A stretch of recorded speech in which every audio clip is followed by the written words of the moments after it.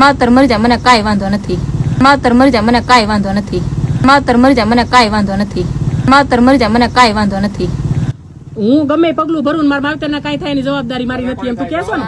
આ રેકોર્ડિંગ ચાલુ છે હે? તને આ માટે મોટી કરી હતી ને? હે? મારા મા બાપ દવા પી જાય તો તને કાંઈ વાંધો નથી ને?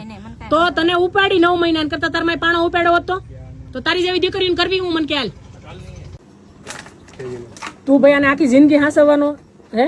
તું આને લઈ જાય આને ભેગો લગ્ન કરી પછી આખી જિંદગી હાંસવી એને?